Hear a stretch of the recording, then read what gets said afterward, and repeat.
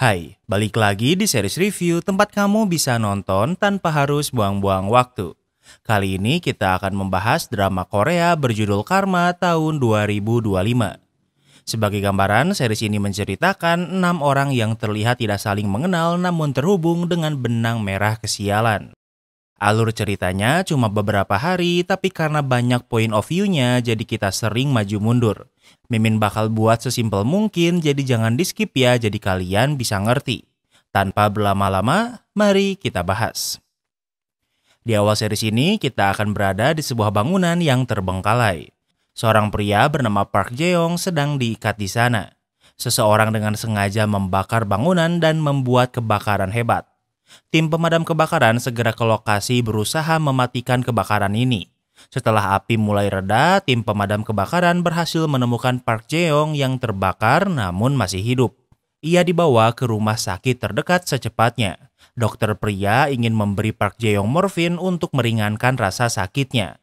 Namun seorang dokter perempuan bernama Dr. Lee melarangnya karena memberi morfin bisa saja membuatnya shock. Dr. Lee meminta Park Jae-yong untuk menahan rasa sakit dan berteriak jika rasanya terlalu sakit. Pengobatan pertama Park Jae-yong berhasil menyelamatkan nyawanya. Namun luka kulitnya terlalu parah dan paru-parunya juga sudah menghisap banyak asap. Park Jae-yong입니다. Park Jae-yong memberitahu namanya dan mendengar ini membuat Dr. Lee mengingat sesuatu yang nantinya juga Mimin bahas kok. Sepertinya Dr. Lee memiliki hubungan dengan Park Jae-yong bahkan saat semua dokter pergi, ia masih di sana. Kini kita mundur ke 15 hari sebelum kebakaran. Park Jae-yong ke kosannya dan terlihat kalau ia diberi peringatan karena sudah menunggak selama 3 bulan. Saat ini ia sedang kesusahan uang karena bermain kripto dengan gegabah. Ia menerima telepon dari rentenir yang meminjaminya uang. Namun karena tidak memiliki uang tentu ia mengabaikannya. Ternyata rentenir ini sudah ada di rumahnya.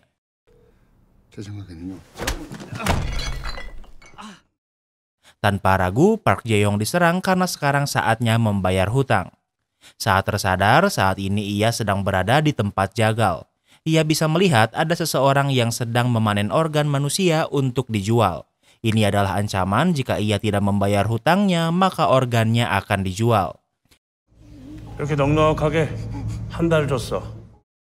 Rentenir ini membuat alarm di HP Park Jae-yong untuk memberinya waktu 30 hari untuk mengembalikan uangnya. Jika dalam 30 hari tidak dibayar, maka organ Park Jae-yong akan dipanen untuk dijual.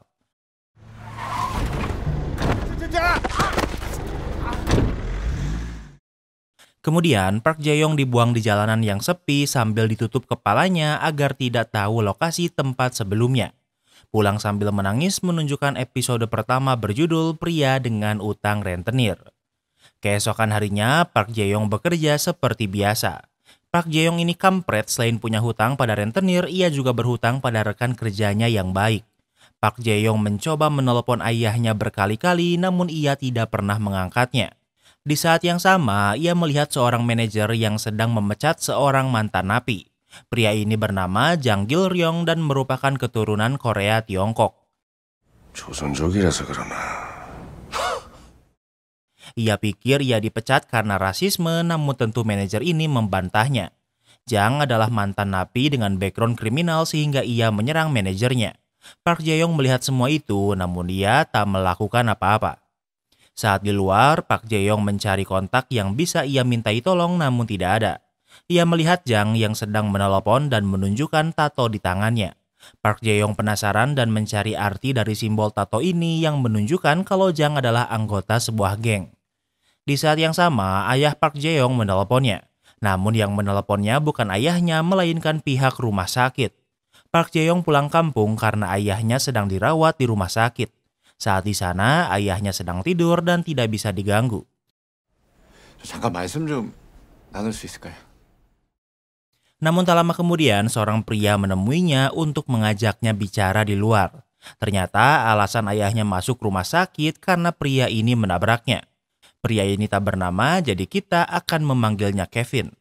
Awalnya, Park Jae-yong pikir Kevin membutuhkan saksi untuk klaim asuransi, namun ternyata Kevin justru tidak ingin berhubungan dengan asuransi. 500이에요. Namun ia ingin tanggung jawab dan memberi uang damai sebesar 5 juta won atau sekitar 60 juta rupiah. Park Jae-yong butuh uang sehingga tentunya ia menerimanya dengan senang hati. Namun ia memberitahu ayahnya kalau Kevin hanya memberi 3 juta. Ia juga mengaku kalau Kevin adalah temannya sehingga merasa kasihan padanya. Ayah Park Jae-wong bernama Dong-sik, namun hubungan mereka tidak terlalu baik. 여기 좀 빌려줘요. 나 돈이 급해. Tanpa malu, Park Jae-yong berkata kalau ia harus meminjam uang damai ini, namun Dong-sik menolaknya. Tak lama kemudian, kekasih Dong-sik datang. Perempuan ini tak bernama, jadi kita akan memanggilnya Sandy. Park Jae-yong baru mengetahui ini. Ia pikir alasan ayahnya tidak membayar kosannya adalah karena Sandy. Kemudian, Park Jae-yong kembali menemui Kevin dan memberitahu kalau Dong-sik tidak akan menuntut. Namun sebelum pergi, Park Jae-yong bisa mencium bau alkohol dari tubuh Kevin. Alasan Kevin tidak ingin klaim asuransi karena ia mabuk saat berkendara dan malah ia terancam bisa dipenjara. Park Jae-yong memerasnya kalau ia tidak akan melapor polisi kalau Kevin mau memberinya 3 juta lagi. Tentu Kevin tidak suka diperas, namun ia tidak punya pilihan lain.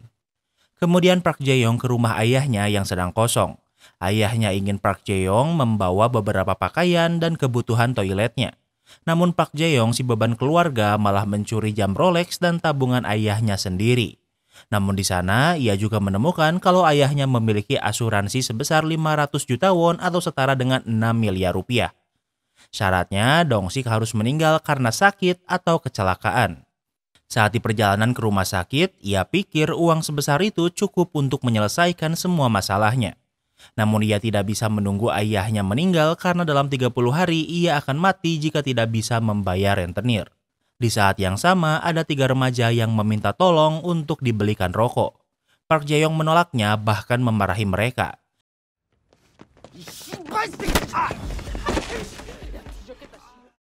Namun saat ia di jalan yang sepi, remaja itu kembali dan balik menyerangnya.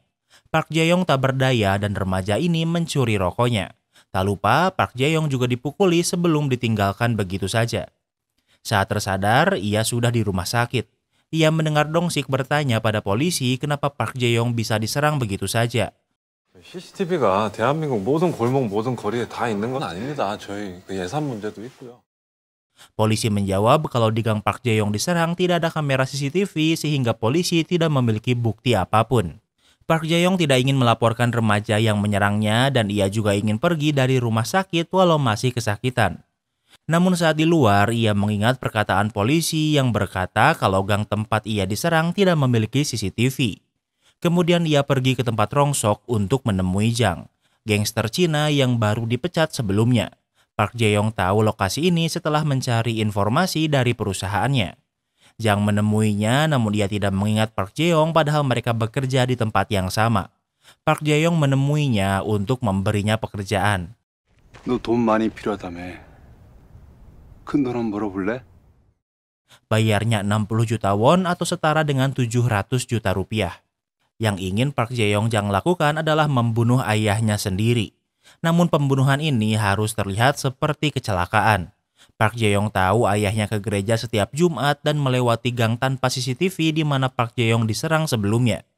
Di sana ia ingin Jang menabraknya hingga mati. Park Jae-yong berbohong dengan berkata kalau asuransi jiwa ayahnya bernilai 200 juta won. Dan bayaran untuk Jang adalah 30%-nya atau 60 juta won.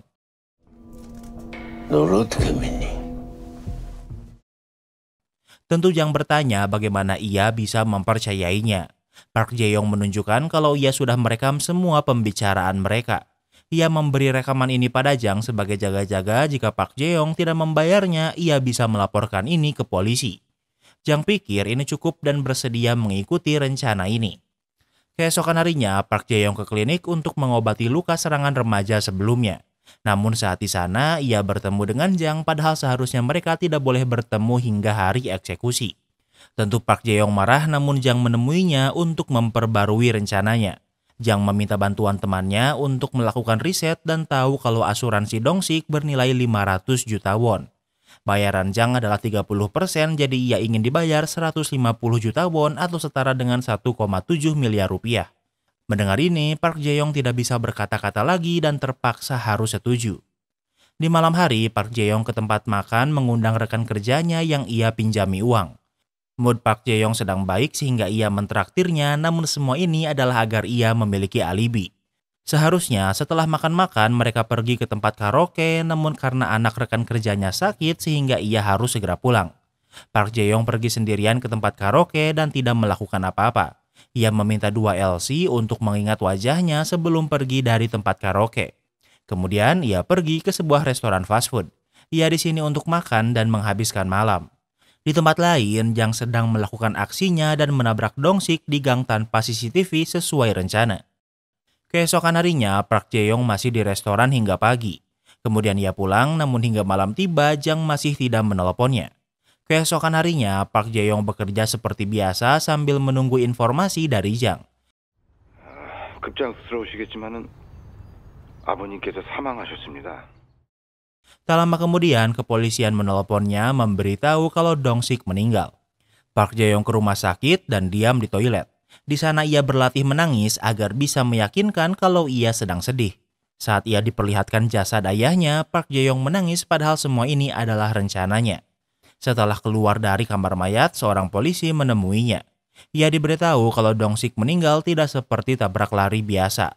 Ternyata ada seorang saksi saat Dong-sik ditabrak. Saat pertama Dong-sik ditabrak, mobil itu mundur lagi seolah untuk memastikan kematiannya. Dan saksi ini adalah Sandy, kekasih Dong-sik yang melihat semua kejadian ini.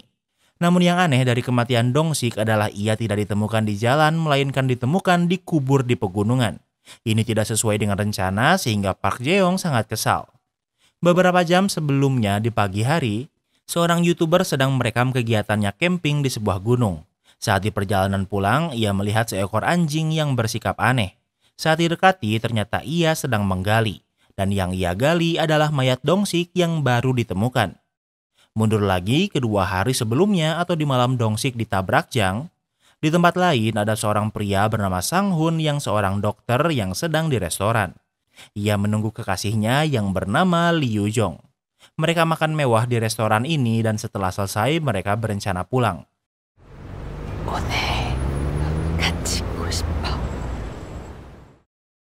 Namun Yu-jong ingin menghabiskan malam di hotel. Sang-hun yang ngaceng tentu langsung mencari hotel. Mereka pergi ke sebuah hotel bernama Oasis di dekat gunung di mana mayat Dong-sik ditemukan terkubur. Yu-jong membawa sebotol wine dan ingin minum-minum. 근데 술 마시면 여기서 자야 될 것 같은데. Sang-hun berkata jika ia minum alkohol maka ia harus tidur di sini malam ini karena ia tidak boleh berkendara saat mabuk. Namun Yu-jong memaksanya minum-minum kemudian enak-enak. Setelah enak-enak, Yu-jong membangunkan Sang-hun kalau ia harus pulang sekarang karena ada teman ayahnya yang meninggal. Sang-hun tidak ingin Yu-jong pulang sendirian sehingga ia akan mengantarnya walau saat ini ia sedang mabuk karena minum-minum. Sekarang sudah larut malam sehingga jalanan sepi. Sang-hun mengantuk dan juga sedikit mabuk namun ia masih bisa berkendara dengan aman. Namun Yu-jong terus menggodanya walau Sang-hun memintanya untuk tetap duduk.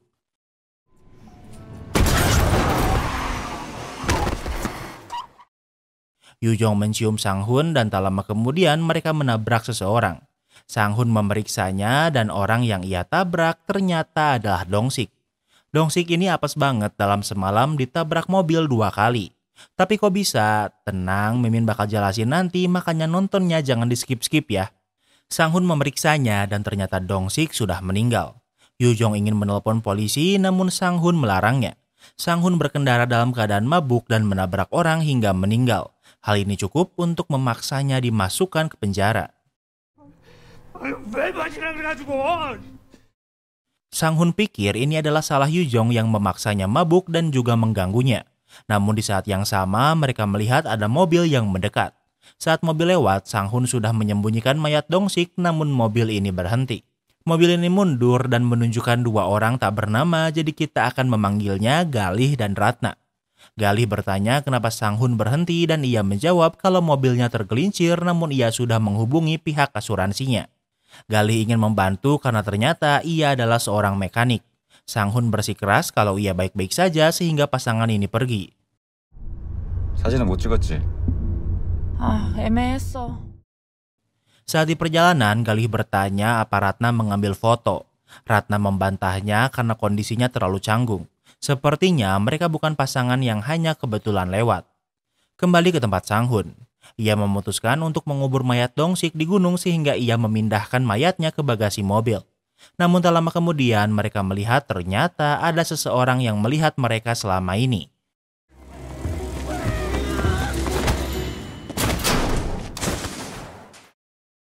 Pria ini mencoba pergi dengan sepeda, namun Sang-hun tahu pria ini melihat semuanya sehingga ia menyerangnya. Pria ini jatuh hingga pingsan dan kini Sang-hun harus membereskan 2 orang. Sang-hun memasukkan pria ini ke bagasi kemudian pergi dari TKP. Mereka pergi ke gunung tempat Dong-sik dikubur, namun masalahnya saksi mata masih hidup.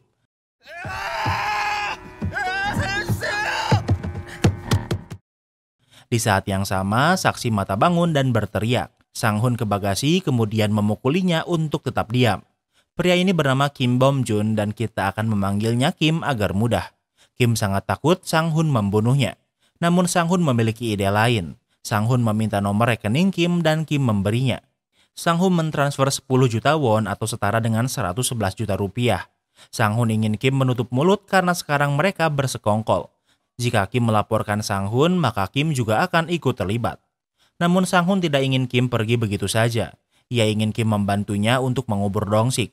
Karena tidak memiliki cangkul, mereka menggali dengan stick golf dan juga tangan. Namun tangan Sang-hun terluka terkena batu sehingga kesulitan menggali. Mereka sudah menggali cukup lama dan Sang-hun ingin segera mengubur Dong-sik. Kim pikir kalau kuburan ini masih belum cukup dalam, namun Sang-hun kelelahan dan tangannya juga terluka. Kemudian mereka kembali ke dalam mobil di mana selama ini Yu-jong menunggu. 이게 아무리 생각을 해봐도 천은 적은 것 같아요. Kim berkata kalau ia pikir 10 juta terlalu murah untuk menutup mulutnya dari masalah sebesar ini. Ia ingin Sang-hun memberinya 10 juta lagi dan ia akan menutup mulutnya. Walau Kim meminta 10 juta won, namun Sang-hun akan memberinya 20 juta won asal ia tidak akan meminta lagi. Kemudian mereka kembali ke kota saat matahari sudah terbit. Sang-hun mengantar Yu-jong ke apartemennya. 저도 이제 그만 가보고 싶은데요. 저 계좌 이체를 해주셔야. Kim juga akan pulang namun ia masih menunggu transferan dari Sang-hun. Sang-hun mentransfer 20 juta won dan kini tabungannya hanya tersisa 3 juta lagi. Sang-hun mencabut memori dari dashcamnya, kemudian membawa mobilnya ke bengkel. Karena mobil yang dipakai Sang-hun adalah mobil mewah, biaya perbaikannya hampir 5 juta won atau setara 60 juta rupiah.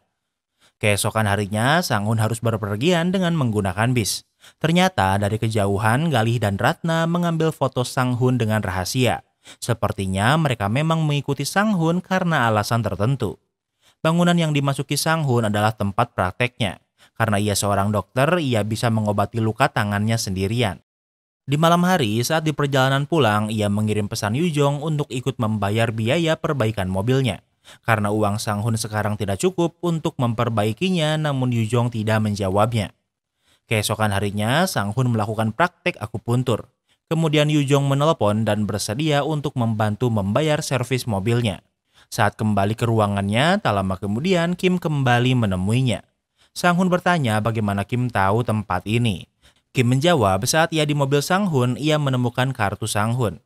Kim kesini bukan tanpa alasan. Ia ingin memeras Sang-hun lagi untuk membayarnya 30 juta lagi dan ia akan benar-benar meninggalkannya. Kini kita mundur lagi di momen saat Park Jae-yong sedang berlatih menangis di toilet saat disuruh melihat mayat ayahnya untuk pertama kali. Ternyata tanpa ia sadari ada seorang polisi yang menguping latihan nangisnya. Polisi ini tak bernama, jadi kita akan memanggilnya Papol. Kini Papol mencurigai Park Jae-yong sehingga ingin bertanya di mana ia saat Dong-sik meninggal. Park Jae-yong menjelaskan ia makan bersama rekan kerjanya, kemudian ke karaoke lalu menghabiskan malam di restoran cepat saji. Papol memeriksa tempat karaoke dan 2 LC yang disewa Park Jae-yong bisa memastikan kalau ia memang ada di sana malam itu. Kemudian Papol ke restoran cepat saji dan pelayan di sana juga mengingat ada Park Jae-yong di sini. Walau sudah dipastikan kalau Park Jae-yong bukan yang membunuh Dong-sik, namun yang aneh adalah kenapa semua pelayan bisa mengingatnya. Di tempat lain, Park Jae-yong ke kantor perusahaan asuransi untuk mengklaim asuransi jiwa ayahnya. Namun customer service memintanya menunggu hingga 3 jam. Saat kantor sudah mulai sepi, sudah saatnya Park Jae-yong bertemu dengan orang yang bisa meng-ACC klaim asuransinya. 아니 고객을 3시간이나 기다리게 했으면 뭐 사과 정도는 해야 되는 거 아니야? Saat bertemu dengan orang itu, Park Jae-yong marah karena dibuat menunggu selama 3 jam. Namun ternyata orang yang saat ini bersamanya adalah Kevin. Sebagai pengingat, Kevin adalah orang yang pertama kali menabrak Dong-sik. Namun Park Jae-yong si kampret ini malah memerasnya. Park Jae-yong terkejut melihat Kevin, namun Kevin tidak terkejut. Sepertinya Kevin dengan sengaja membuat Park Jae-yong menunggu lama untuk membuatnya kesal. Kevin tetap akan profesional, namun masalahnya kasus kematian Dong-sik masih diklasifikasikan sebagai belum selesai. Sepertinya karena Papol yang kini mencurigai Park Jae-yong. Park Jae-yong marah-marah karena ia sangat butuh uang sekarang, namun tidak ada yang bisa Kevin bantu. Apalagi Park Jae-yong sebelumnya sudah memerasnya. Kedatangannya sekarang tidak berbuah hasil sehingga Park Jae-yong pulang sambil marah-marah. Ternyata Papol juga ada di sana dan terus mengikutinya. Di malam hari, Park Jae-yong ke rumah duka yang diadakan untuk ayahnya. Park Jae-yong kelelahan sehingga ia ingin tidur. Bibinya berkata kalau ada tamu yang ingin bertemu dengannya. Park Jae-yong menemuinya dan ternyata itu adalah Jang. Ini adalah pertama kalinya mereka bertemu setelah Jang menabrak Dong-sik. Alasan Jang kesini karena selama ini Park Jae-yong menghindarinya sementara ia butuh bayarannya. Mereka pindah keluar untuk berbicara. Tentu Park Jae-yong tidak bisa membayarnya karena uang klaim asuransinya belum selesai. Park Jae-yong tidak ingin membayar karena eksekusi Jang tidak sesuai rencana. Park Jae-yong tidak tahu kenapa mayat ayahnya ditemukan terkubur di gunung dan bukan di jalan raya seperti kecelakaan. Jang menjawab kalau di pekerjaan seperti ini banyak variabel tak terduga sehingga akan banyak perubahan. Yang tidak boleh berubah adalah perjanjian sebelum eksekusi, yaitu upahnya. Jika Park Jae-yong tidak membayarnya minggu ini, maka rekaman mereka sebelumnya akan dikirim ke polisi. Lagi-lagi Papol melihat semua kejadian ini, namun kini perhatiannya tertuju pada Jang dan memilih mengikutinya. Papol terus mengikuti Jang hingga ke tempat rongsok. Papol masuk ke mobil tempat biasa Jang tidur untuk mencari barang bukti. Ia menemukan alat rekaman yang merekam percakapan Jang dan Park Jae-yong. Dengan cepat ia pergi dari sana, namun ternyata Jang sudah menunggunya. Jang pikir Papol ini adalah orang yang disewa Park Jae-yong untuk membunuhnya.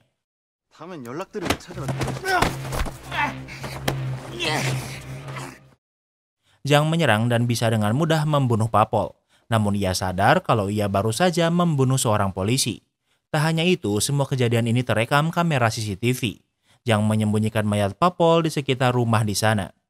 Kembali ke tempat Park Jae-yong. Jang mengirimnya pesan berisi banyak foto Papol yang baru ia bunuh. Jang menelepon untuk berkata kalau ia membunuh Papol karena mencuri alat perekam suaranya. Jang memberitahu kalau ia akan pulang ke Cina besok sehingga ia ingin Park Jae-yong membayar upahnya besok. Park Jae-yong tidak bisa membayarnya karena uang asuransinya masih belum cair. Namun Jang tidak peduli jika Park Jae-yong tidak membayarnya besok maka ia akan mati. Park Jae-yong sudah muak dengan Jang dan ingin balas dendam. Ia sudah membeli palu dan membulatkan tekad kalau ia akan membunuh Jang. Kembali ke tempat Sang-hun saat Kim memerasnya 30 juta lagi. Ceritanya loncat-loncat karena beberapa kejadian terjadi di timeline yang sama, jadi harap maklum. Sang-hun tidak memiliki uang sebanyak itu, namun ia juga tidak bisa menolak. Sang-hun akan membayarnya, namun ia butuh waktu seminggu untuk mengumpulkan uang itu. Kemudian Sang-hun ke bengkel untuk memeriksa mobilnya. Sang-hun berkata ia menabrak rusa, namun mekanik pikir ada yang aneh. 이 보니 쪽은 움푹 들어갔는데 앞범퍼가 멀쩡하더라고요. Jika menabrak rusa, bumper depan seharusnya penyok, namun yang rusak hanya bagian atas seolah menimpa sesuatu yang jatuh. Mendengar ini, dengan cepat Sang-hun mengacak-acak sampah untuk menemukan memory card dari dashcam yang ia buang sebelumnya. Sang-hun memeriksa rekaman dashcam dan menemukan kalau ia tidak menabrak Dong-sik, melainkan Dong-sik jatuh dari atas. Selain itu, ia juga melihat Kim di atas jembatan sambil tertawa. Artinya, semua ini sebenarnya adalah rencana Kim untuk memerasnya. Sang-hun mengajak Yu-jong bertemu untuk membahas semua ini. Sang-hun menunjukkan rekaman itu, namun kini saatnya Yu-jong menunjukkan sifat aslinya. Yu-jong menunjukkan chat banyak pria yang ingin mengajaknya berkencan.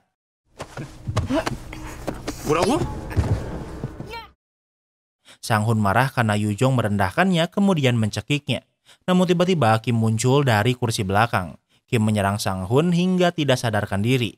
Ternyata Kim dan Yu-jong adalah pasangan penipu yang biasa memeras orang-orang. Biasanya mereka hanya memeras, namun Sang-hun memiliki bukti yang cukup untuk menjurumuskan mereka ke penjara sehingga mau gak mau Sang-hun harus disingkirkan.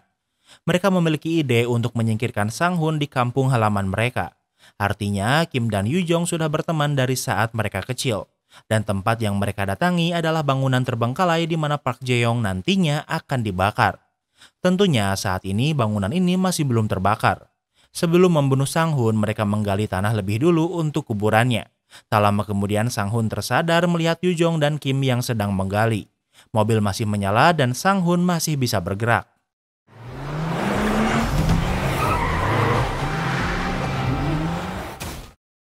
Sang-hun ingin membalas dendam dengan menginjak gas kemudian menabrak Yoo-jong hingga mati tergencet. Kim ada di dalam galian sehingga ia berhasil selamat. Sang-hun ingin melarikan diri namun tangannya diikat sehingga Kim bisa mengejarnya. Kim bisa menyerang Sang-hun dan tanpa ragu membunuhnya dengan skop. Tanpa ia sadari ada seseorang di atap yang mengambil foto saat ia membunuh Sang-hun. Kini Kim harus mengubur Sang-hun dan Yoo-jong di lubang yang sudah ia gali. Flashback ke lebih jauh lagi di masa lalu, kita akan melihat Yoo-jong Silonte saat ia masih SMA. Ia melihat perempuan cantik sekelasnya yang menjadi model poster sekolah.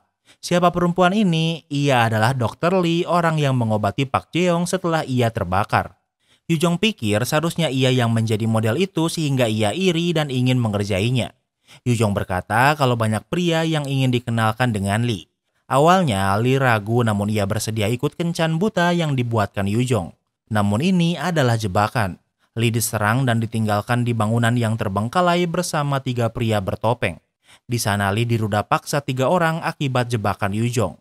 Lagi-lagi ruda paksa, Mimin suka gak sanggup kalau lihat yang gini-gini. Hal ini meninggalkan trauma besar bagi Dr. Lee, bahkan hingga sekarang ia masih memimpikannya. Kini kita kembali lagi ke momen saat Park Jae-yong baru saja terbakar. Dr. Lee adalah dokter yang tenang, bahkan ia bisa mengatasi pasien yang kasar dan melempar gelas ke dinding. Seorang pria bernama Detektif Huang di sana dan menghukum pasien kasar ini dengan menekan bagian yang sakit. Ia juga meminta maaf pada Dr. Lee. Detektif Huang menyadari kalau Dr. Lee sepertinya sedang mengkhawatirkan sesuatu. Detektif Huang memberikan kartu namanya yang menunjukkan kalau ia adalah detektif swasta yang bisa memeriksa apapun. Kemudian Dr. Lee memasuki ruangan Park Jae-yong yang baru selesai diobati. Park Jae-yong adalah kenalan Dr. Lee dari masa lalu. Kita sudah tahu apa yang Dr. Lee alami di masa lalu dan sepertinya Park Jae-yong berhubungan dengan itu. Namun karena wajah yang habis terbakar, Dr. Lee tidak bisa mengenali apakah Park Jae-yong ini sama dengan kenalannya. Hal ini sangat mempengaruhi Dr. Lee hingga membuatnya tidak fokus. Kekasihnya yang bernama Dr. Jong-min menyadarinya dan bertanya kenapa, namun Dr. Lee menjawab ia baik-baik saja. Dr. Lee ke kamarnya dan mendengar nama Park Jae-yong saja membuatnya mengalami panic attack. Kemudian ia memeriksa rekam medis Park Jae-yong untuk diperiksa. Dr. Jong-min bertanya kenapa Dr. Lee mencetaknya, namun ia hanya menjawab ia butuh memeriksa sesuatu. Di saat yang sama, ada yang menelepon Dr. Jong-min. Ia harus pergi sekarang karena ada yang harus ia urus namun tidak diberitahu apa. Keesokan harinya, Dr. Lee ke kantor Detektif Huang untuk menyewa jasanya. Dari foto yang dipajang, ternyata dulunya Detektif Huang adalah mantan polisi. 여기에 있는 사람들을 찾아주세요. Yang Dr. Lee ingin Detektif Huang lakukan adalah untuk mencari 3 orang. Dr. Lee hanya ingin tahu mereka di mana dan juga apa yang mereka lakukan. Detektif Huang pikir pekerjaan ini terlalu mudah, namun bagi Dr. Lee tahu mereka di mana saja bisa membuatnya tenang. Saat Dr. Lee pergi, ia berpapasan dengan Galih dan Ratna. Ternyata Galih dan Ratna adalah anak buah Detektif Huang. Di malam hari, Detektif Huang berjanjian dengan temannya yang masih di polisi. Ia bercerita masih memeriksa kasus kebakaran Park Jae-yong namun belum menginterogasinya. Mereka bertemu karena Detektif Huang meminta bantuannya untuk melacak 3 orang yang ingin Dr. Lee periksa. 그 강간범 새끼들 왜 갑자기 찾으시는 거예요? Teman Detektif Huang bertanya kenapa ia memeriksa kasus ruda paksa lama. Kini Detektif Huang sadar kalau Dr. Lee adalah korban ruda paksa. Kasus ini sudah terpecahkan dan 3 orang pelaku sudah ditangkap dan salah satunya adalah Park Jae-yong. Flashback ke masa lalu. Orang yang akan kencan buta dengan Dr. Lee adalah Park Jae-yong yang saat itu adalah kakak kelas. Dr. Lee adalah gadis yang lugu dan ia sebenarnya lumayan menikmati kencan buta ini. Namun saat di perjalanan pulang ada 2 orang bertopeng yang menyerang mereka. Kita tahu apa yang terjadi setelah ini pada Dr. Lee. Namun ingat, kasus ini sudah terpecahkan. Dr. Lee diminta mengidentifikasi orang yang menyerangnya. 왜 재영 오빠가 저기 있어요? 오빠는 저랑 같은 피해자인데. Ia bingung saat melihat Park Jae-yong di antara para pelaku karena ia pikir kalau Park Jae-yong adalah korban sepertinya. Namun detektif memberitahu kalau orang yang merencanakan ruda paksa ini justru adalah Park Jae-yong. Itulah kenapa Dr. Lee sangat membenci Park Jae-yong dan membuatnya sangat trauma. Kembali ke masa sekarang, Dr. Huang sudah menemukan informasi yang diinginkan Dr. Lee. Detektif Huang memberitahu kalau 2 pelaku ruda paksa menjadi kriminal dan sering keluar masuk penjara. Satu meninggal bunuh di penjara, sementara satu lagi meninggal karena overdosis. Namun berbeda dengan Park Jae-yong. Sekarang ia tinggal tenang di sebuah kampung kecil dan tidak memiliki catatan kriminal lagi. Dr. Lee mendengar ini saat ia berada di ruangan Park Jae-yong. Kini ia pikir Park Jae-yong yang terbakar bukanlah orang yang sama dengan Park Jae-yong yang memberinya kenangan pahit. Kini ia memberi Park Jae-yong morfin untuk meringankan rasa sakitnya. Keesokan harinya, detektif Huang ditelepon rekan polisinya. Ia diberitahu kalau ternyata Park Jae-yong yang meruda paksa Dr. Lee dan yang terbakar adalah orang yang sama. Di tempat lain, Dr. Lee sedang sarapan dengan kekasihnya, Dr. Jong-min. Dr. Lee bertanya di mana Dr. Jong-min semalaman karena ia tidak ada di sini. Ia menjawab ia memeriksa kerabatnya di luar kota. Dr. Lee tidak ingin ia aneh-aneh. Dr. Jong-min menjawab ini hanya kerjaan sampingannya karena ia butuh uang untuk membeli rumah kemudian menikahi Dr. Lee. Saat ini mood Dr. Lee sedang sangat baik. Namun di saat yang sama, detektif Huang menelepon untuk memberinya update. Ia memberitahu kalau Park Jae-yong yang terbakar dan orang yang dibenci Dr. Lee ternyata adalah orang yang sama. Mendengar ini membuat mood Dr. Lee buruk lagi. Dengan cepat, Dr. Lee ingin ke ruangan Park Jae-yong. Namun di saat yang sama, 2 detektif muncul untuk bertanya seputar kebakaran yang menimpanya. Detektif ini adalah kenalan dari detektif Huang yang dimintai pertolongan. Park Jae-yong menjelaskan kalau ia di sana karena diculik. Saat tersadar, ia berada di dalam bangunan yang terbengkalai dengan kondisi terikat. Ia tidak tahu siapa yang membakarnya, namun ia melihat 2 orang yang berkelahi. Orang yang menang adalah orang yang membakarnya, namun setelah itu ia tidak mengingat apa-apa lagi. Keesokan harinya, saat Dr. Lee sedang berjaga, ia melihat Park Jae-yong yang dipulangkan walau ia masih sakit. Ternyata Park Jae-yong bersikeras untuk pulang dan membeli painkiller untuk sebulan. Mendengar ini, Dr. Lee langsung mengejar Park Jae-yong. 내가 기억 안 나? Saat di lift, Dr. Lee tidak percaya bagaimana Park Jae-yong bisa melupakannya. Park Jae-yong berkata kalau Park Jae-yong yang Dr. Lee kenal sudah mati. Dr. Lee sempat ragu namun ia sudah membulatkan tekadnya. Ia mengejar taksi yang membawa Park Jae-yong. Dr. Lee berkata ia masih sulit tidur karena Park Jae-yong. Mendengar ini, Park Jae-yong hanya tertawa dan meminta supir taksi untuk pergi. Kini Dr. Lee sudah memutuskan kalau ia akan membunuh Park Jae-yong. Lagi-lagi kita flashback ke momen saat Kim baru mengubur Sang-hun dan Yu-jong. Kim mencuri pakaian Sang-hun dan memakainya. Ingat, saat ini bangunan ini belum terbakar, artinya kejadian ini sebelum Park Jae-yong dibakar. Selain pakaiannya, ia juga mencuri mobil Sang-hun. Di tempat lain, Dr. Huang sedang menelpon kliennya yang curiga suaminya berselingkuh. Siapa dia? Ternyata wanita ini adalah istri Sang-hun. Muka kayak musang punya istri cantik masih aja selingkuh. Pasti banyak dari kalian yang awalnya kasihan sama Sang-hun tapi sekarang jadi seneng dia mokat. Itulah juga kenapa Galih dan Ratna bertemu Sang-hun saat ia menabrak Dong-sik karena mereka adalah anak buah detektif Huang. Di saat yang sama, Galih dan Ratna menemui detektif Huang karena seharusnya mereka mendapatkan bukti perselingkuhan Sang-hun. Namun yang mereka dapatkan adalah foto saat Kim membunuh Sang-hun. Maju ke 10 jam sebelum Park Jae-yong akan dibakar. Park Jae-yong memberitahu Jang kalau ia akan memberi upahnya. Ingat, hari ini Jang akan pulang ke Cina sehingga ia ingin uang itu sebelum pulang kampung. Di saat yang sama, Kim menemui Jang di tempat rongsok karena ternyata mereka saling mengenal. Ternyata dulunya Sang-hun dan Jang adalah teman satu sel saat di penjara. Hari ini adalah hari Sang-hun akan dibebaskan. Sebelum pergi, ia memberi Jang nomor ponselnya karena Jang akan keluar penjara dalam beberapa bulan. Orang yang menunggu Kim keluar penjara adalah si Lon Tae Yu-jong yang memang saling mengenal sejak kecil. Setelah itu, Yu-jong dan Kim bekerja sama dengan memeras para suami yang berselingkuh dari istrinya. Itulah bagaimana mereka menghasilkan uang bersama dan tentunya korban terakhir mereka adalah Sang-hun. Saat Yu Jong pertama kali bertemu dengan Sang Hun, saat itulah Kim menerima telepon dari Jang untuk meminta bantuan. Jang meminta bantuannya dan ingin bertemu.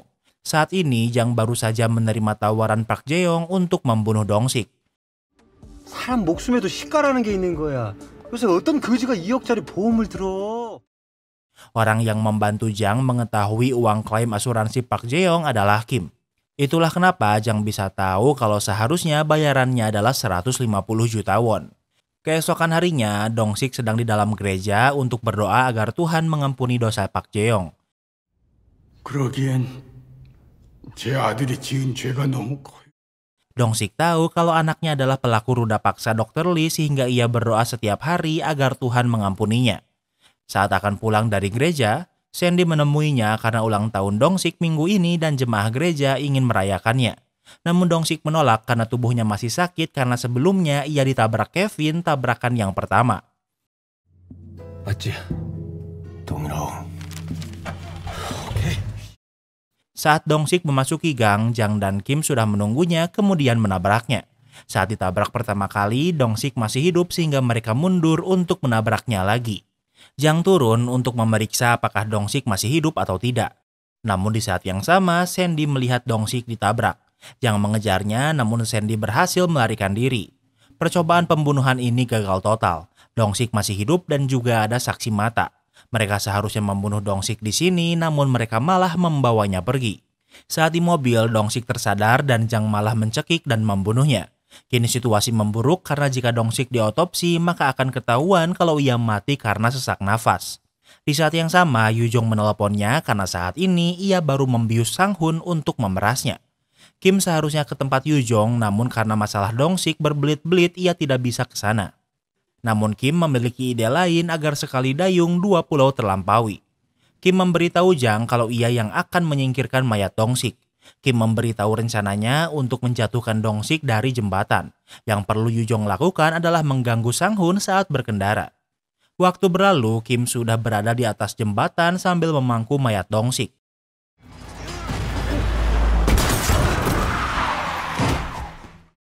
Saat Sang Hun di bawah jembatan, Kim melempar Dong-sik agar seolah Sang Hun menabraknya. Dengan begitu, Kim bisa memeras Sang Hun dan juga mendapatkan bagian dari skema asuransi Park Jae-yong. Namun karena itulah semuanya menjadi kacau. Kini kita maju lagi ke 6 jam sebelum Park Jae-yong akan dibakar. Kim dan Jang sudah di perjalanan untuk mengambil upah uang dari Park Jae-yong. Kim bertanya kenapa Jang sangat buru-buru pulang kampung ke Cina. Sebagai pengingat, Jang baru saja membunuh Papol dan tentunya saat mayatnya ditemukan polisi akan memeriksanya. Selain itu, di sana ada kamera CCTV sehingga Jang akan menjadi buruan polisi jadi harus segera ke Cina. Dengan cepat mereka memburu Jang namun tentu kepolisian tidak menemukan Jang di sana. Namun di sana polisi menemukan foto KTP Dong-sik. Hal ini membuat mereka pikir kalau Jang berhubungan dengan kematian Dong-sik. Di tempat lain, Park Jae-yong akan menemui Jang menggunakan mobil sewaan. Ia pergi ke sebuah parkiran di mana ia akan bertemu dengan Jang. Rencananya, Park Jae-yong akan membunuh Jang dengan memukulnya dengan palu. Sambil menunggu Jang, ia berlatih membunuh. Tak lama kemudian, Jang menemui Park Jae-yong sendirian. Park Jae-yong memberitahu kalau uangnya tidak ada di sini dan harus pergi lebih dulu. Kim mengikuti mereka dengan mobil yang berbeda. Saat akan keluar kota, polisi sedang melakukan razia. Jang menjadi khawatir karena ia adalah buronan setelah membunuh polisi. Namun razia ini adalah untuk mencari Kim yang baru membunuh Sang Hun. Berita ini muncul karena detektif Huang melaporkan polisi atas foto yang anak buahnya ambil. Kim ada di antara orang-orang di sini. Ia menyadari polisi mencarinya sehingga ia melarikan diri ke hutan dengan berlari. Sementara itu, Park Jae-yong dan Jang pergi ke bangunan terbengkalai di mana ia akan dibakar dalam beberapa jam. Tanpa basa-basi, Park Jae-yong menyerang Jang namun Jang tahu ini adalah jebakan dan bisa membalikan keadaan. Ternyata Jang melihat saat Park Jae-yong berlatih membunuh di dalam mobil sebelumnya. Kini Jang yang sudah muak pada Park Jae-yong berencana membunuhnya. Park Jae-yong diikat dan di saat yang sama Kim juga datang ke bangunan ini. Ia melihat berita di mana saat ini ia adalah buronan dan tidak bisa tinggal lagi di sini. Jang pikir sebaiknya Kim ikut dengannya ke Cina, namun Kim pikir mereka bahkan tidak bisa pergi ke dermaga karena polisi pasti berjaga dengan ketat. Namun saat melihat Park Jae-yong, Kim bisa melihat kalau tinggi mereka sama bahkan wajah mereka juga mirip. Kim memiliki ide. 우리 Pertama, ia membunuh Jang dengan menyayat lehernya, kemudian mendorongnya hingga jatuh dari lantai atas. Waktu berlalu, Park Jae-yong tersadar masih dalam keadaan terikat. Namun Kim sudah menukarkan pakaian mereka. Rencana Kim adalah mencuri identitas Park Jae-yong agar bisa melarikan diri dengan aman. Orang yang membakar bangunan adalah Kim untuk membunuh Park Jae-yong yang asli dan juga Jang.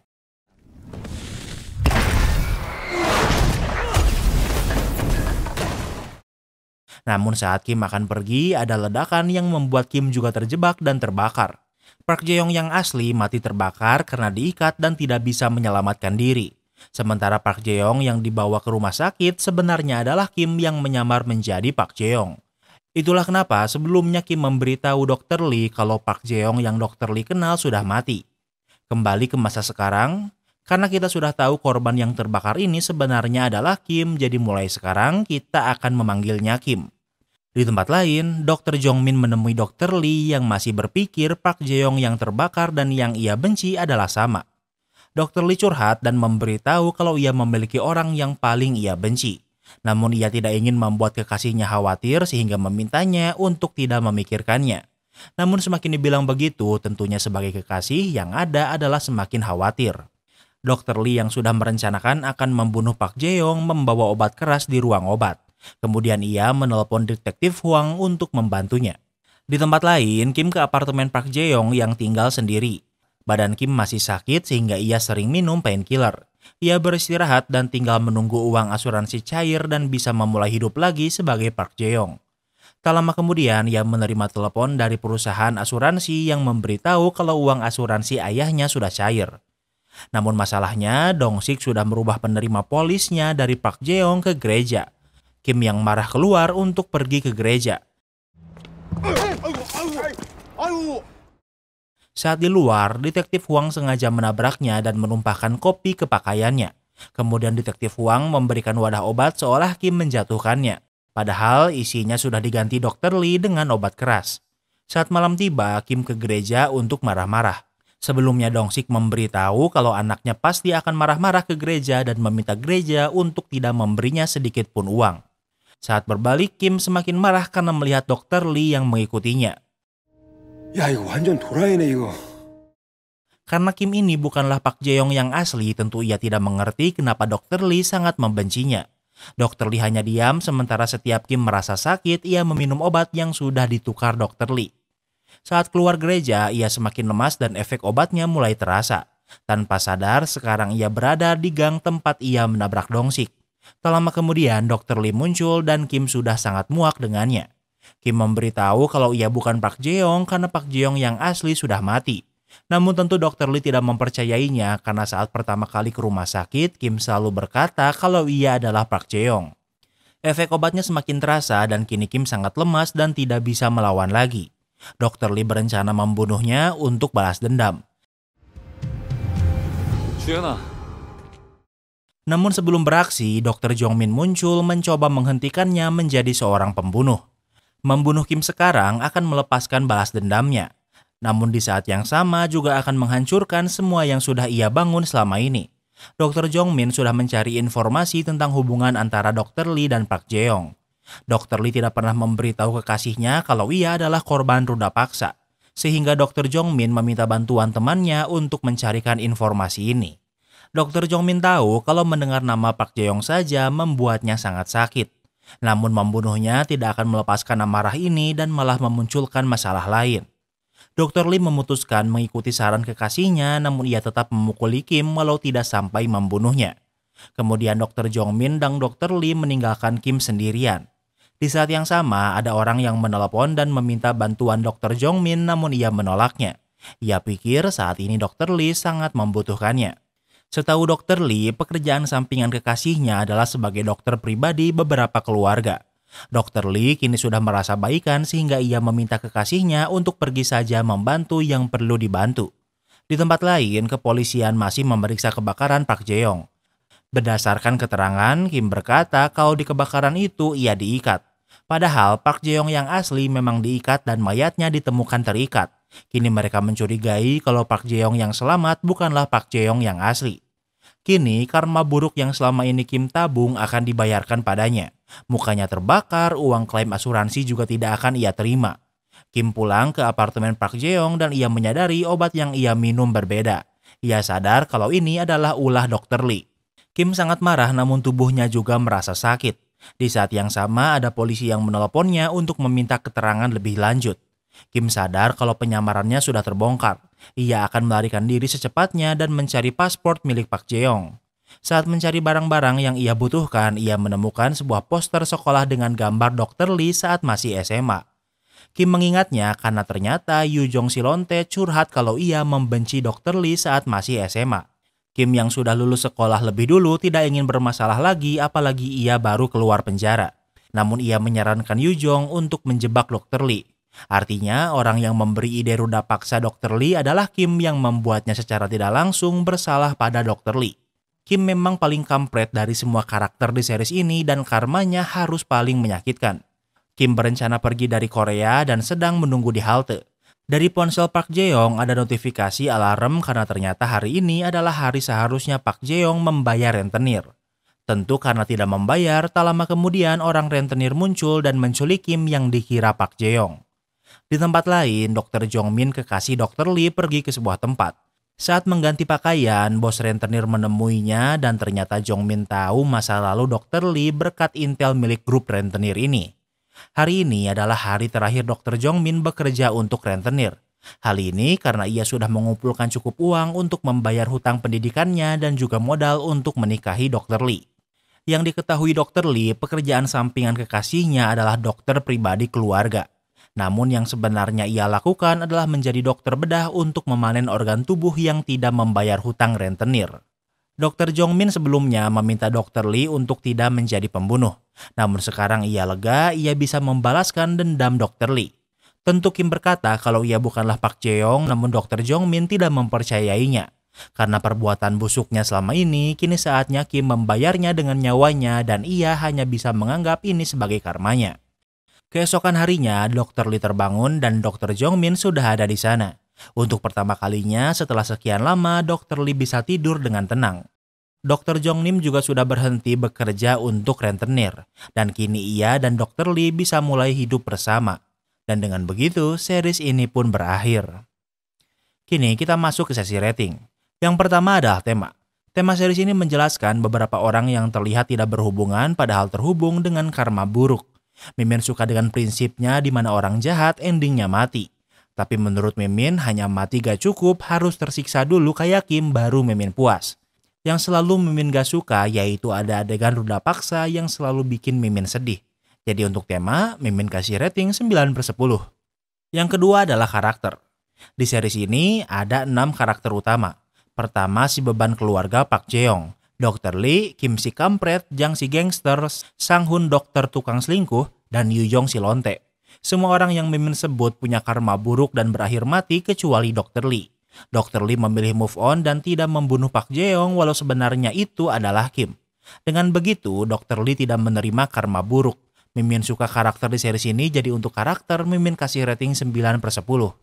Yang ketiga adalah plot twist. Twist terbesarnya adalah ternyata Park Jae-yong yang asli mati terbakar. Dan yang selamat adalah Park Jae-yong palsu yang ternyata adalah Kim. Jujur, Mimin gak expect twist ini karena dari awal dibuat pikir kalau yang selamat dari kebakaran adalah Park Jae-yong. Jadi untuk plot twist, Mimin kasih rating 10/10. Secara overall, Mimin puas dengan ending series ini. Dr. Lee tidak menjadi pembunuh sehingga karma buruk tidak mengejarnya. Kim apes banget soalnya dia memang yang paling banyak dosanya. Yoo Jong penipu sementara Jang adalah preman jadi wajar mereka juga mati. Tapi buat Mimin yang paling apes cuma si Sang Hun. Dia selingkuh cuma enak-enak sekali tapi langsung mokad. Jadi untuk ending Mimin kasih rating 9/10. Yang kelima adalah entertainment value. Series ini Mimin gak expect bakal sebagus ini. Awalnya Mimin pikir ceritanya bakalan terlalu dipaksakan buat nyambung di tiap episodenya, tapi surprisingly Mimin enjoy banget. Cuma memang banyak maju mundurnya, tapi buat Mimin sih mudah dipahami ya. Jadi untuk entertainment value, Mimin kasih rating 10/10. Jadi overall rating series Karma adalah 9,4 yang menjadikan series ini salah satu series dengan rating tertinggi. Apa kalian setuju dengan rating Mimin? Jangan lupa like video ini kalau kamu suka dengan video ini dan jangan lupa juga cek video kita lainnya. Terima kasih sudah menonton dan sampai bertemu lagi di series berikutnya.